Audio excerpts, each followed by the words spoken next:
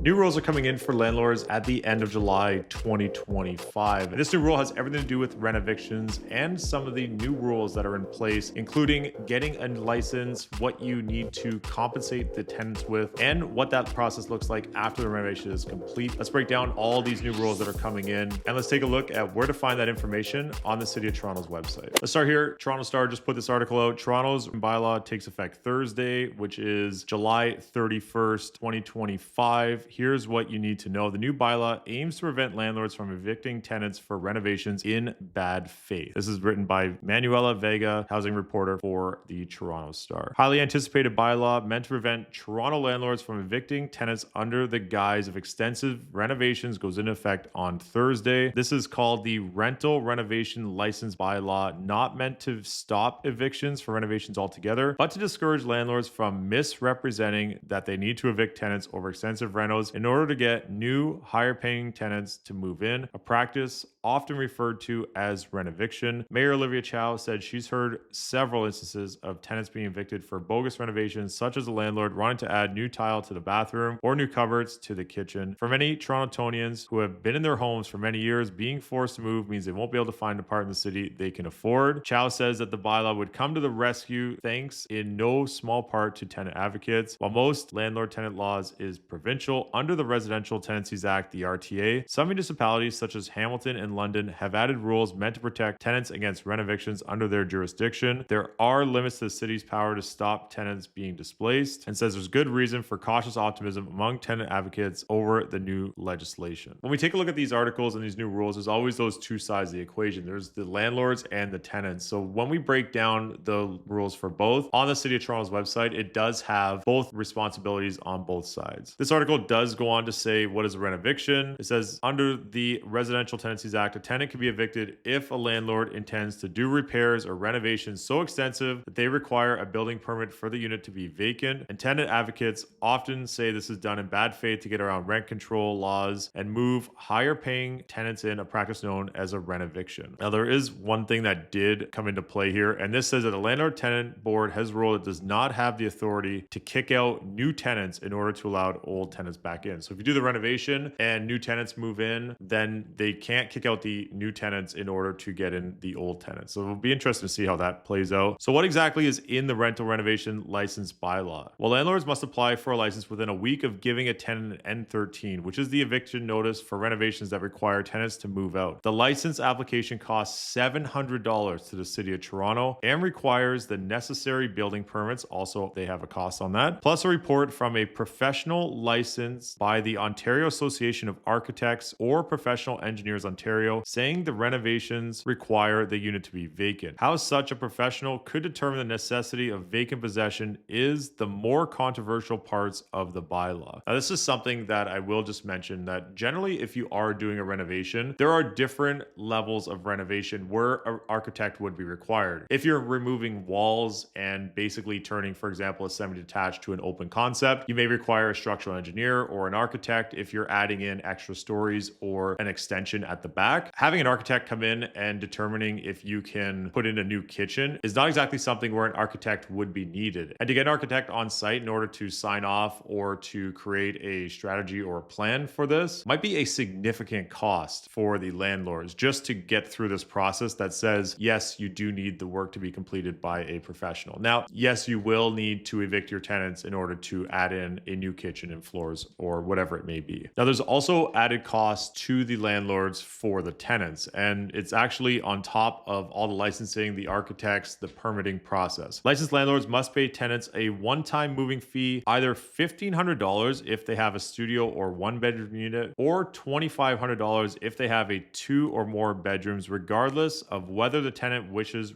to return to the unit. The RTA, meanwhile, does not require landlords to pay any moving fees. Landlords will also have to provide tenants who wish to return with a comparable temporary accommodation the tenant agrees with, or with rent gap payments determined by the difference between their rent and the average Canadian Mortgage and Housing Corp market rents for rental units built since 2015 for the duration of the renovation. I find this a little bit odd because if, for example, the average rent in the City of Toronto is $2,400 a month and the rent for your property that you're looking to renovate is at $1,800 a month, I'm not so sure why the landlord would need to pay the difference payments up to $2,500 a month, especially if that tenant finds something else for $2,000 a month, because this is saying that it goes with what the average market rents are for rental units compared to what the tenant would actually be moving into. So I find that very odd. And it says most tenants and landlords are likely to choose the payment option, which makes a potential rent gap arrangement significant to curbing rent eviction. So they're basically saying that if landlords have to pay this rent gap, they may be less inclined to do the renovation. What I find interesting about all these rules is that if a landlord was making the property better for the tenant, and I don't think that in this case, putting in some new floors or maybe just refacing kitchen cabinets is certainly what they're looking at. This is more like if someone's going to move out of the property, this is a pretty significant renovation. This also goes to say if the work never finishes, the compensation never finishes, noting that it is ongoing payments which could motivate landlords to get work done faster or potentially make renovation less financially attractive. And if tenants don't wish to return, landlords must pay 3 months worth of rent gap payments, also determined by the difference between their rent and the CMHC market average. The city's giving a different approach from the RTA's approach to compensation, where under provincial law, a landlord must pay an evicted tenant 3 months of rent if they live in a complex with 5 or more residential units, but only 1 month of rent if the complex has fewer than 5 rental units. The bylaw also adds licenses to a public registry of building permits, allowing tenants to track the status of the permit and confirm whether the landlord is licensed. How will the Renoviction bylaw be enforced? According to the city's website, it will use an education-first approach to encourage compliance with the bylaws and take enforcement action. Tenants can report the violations to the city by calling 311, and these enforcements could include inspections, orders to comply, or charges up to $100,000. Ultimate question is, will this bylaw help tenants? Some tenant advocates fear the policy normalizes this type of eviction, and many are celebrating the hard-fought bylaw as a step in the right direction. This article does mention that the bylaw is a good example of government using regulatory powers to improving housing security for a large number of households immediately at nearly zero cost. However, there is an opposition here from the group Renovictions TO that says the bylaw does not prohibit eviction for renovations. Tenants return to their homes after renovations have been completed. It's just not something that happens. If you jump over to the City of Toronto's website, you just type in rental renovation license bylaw. It's all there on toronto.ca. And of course, it's effective on July the 31st. There are information for landlords, tenants, and a public education campaign. Let's click on information for landlords here. And essentially this says, when is a license required? That's if a landlord does issue the N13 notice to a tenant to perform repairs or renovations, which require vacant possession of the tenant's rental unit. It does go on to say all the licensing requirements, and we won't go through everyone for this video, but there's also a calculation for monthly rent and where a tenant would choose not to return. You do have to submit your application within 7 days of issuing that N13 notice. Now, I'm not too sure where you have to get the report for a architect, because that might not be something you can get done within 7 days. So it's almost one of those things where you'd have to get the building permit, the N13, the application fee. And what's interesting is this says it's waived for multi-tenant housing operators. I'm not sure what exactly that means. And a report from a qualified person confirming that vacant possession is required for the renovation or repair. Now, I'm curious why they wouldn't have just used a contractor for this, because if it's a significant renovation, chances are someone's most likely not doing it themselves. They'd be hiring a licensed professional to be doing the work. So if that contractor says, yes, it's unsafe for someone to be living here, and for example, if you are gut renovating a 1920s semi-detached house in the city of Toronto, it's pretty much impossible for someone to live in that property if you're tearing it down to the brick on both sides. Now, that's not something that generally most people will be doing if they have somebody living in the unit, but if you are removing all the flooring, if you're updating the kitchens and the bathroom, that would significantly improve the property for that tenant once it's completed. However, it's not something that they could probably live in either, because that is a lot of work, and ultimately it would make it a lot more difficult, for example, to replace flooring if someone's currently living in the unit and their furniture is there in the property. Tenant notification, you do have to post a TIN, which is a tenant information notice to the landlord within 2 business days. Tenant notification, once the city receives complete license application, it will issue a tenant information information notice to the landlord within 2 business days. Well, that's positive. So at least that's a quick turnaround. I'll be interested to see if that actually goes through. I can tell you that in doing large scale renovations in the city of Toronto and applying for permits, that was almost a 2-month process to get those permits back. And definitely not something that is a quick turnaround. So if this is 2 business days, that would be fantastic. However, it might take almost 3 months for a landlord to even get to the process that they can submit this stuff. And they have to post the TIN on the door of the rental unit within 5 calendar days of receiving it. And they do have to also submit a landlord and tenant complete accommodation plan or landlord submits compensation plan. And this is where they have to start paying $1,500, $2,500, depending on the unit size, as we also went through. Then there's a license issuance. And then after renovations are complete, city will follow up to confirm the work is finished, that the tenant has either returned to the unit or that other arrangements have been made for their return, and the rental renovation license will then be closed. There's also a ton of information here for the tenants if they receive the notice, what their obligations are, and what the landlord's obligations are, and what the tenants should be seeing. And that's all a big portion of this. If the tenant plans to return to the unit, temporary housing, compensation, or a tenant accommodation plan or tenant compensation plan. And this says here how to calculate the monthly rent assistance. Let's just click on this. I'm so curious on what this is going to say. So here's the rent assistance zone finder map. I tried putting in addresses. It didn't give me any results. So maybe this has to wait until the license comes into play or after the July 31st. But knowing the city, this might take a little bit of time to get up and running and working. Now, just coming back here, it says marked with red 1 on the above map, 2154 for a studio, 2517 for a 1-bedroom, 3296 for a 2-bedroom, and 3 bedrooms more, $4,244. So this is something that studios right now are going for less than this. 1-bedrooms are also going for less than this. 2-bedrooms are also going for less than this, and 3-bedrooms also for less than this. So overall, that'll be an interesting thing to see how this goes and what they're using for average market rent on this setup. You also have to pay the moving expenses, $1,500 for a studio or 1-bedroom, or $2,500 for a 2 or more bedroom unit. If the tenant does not plan to return to the unit, there is a one-time compensation as well, as we just discussed. And you can report the violations, you can see the public registry, you can get support, legal help, and tenant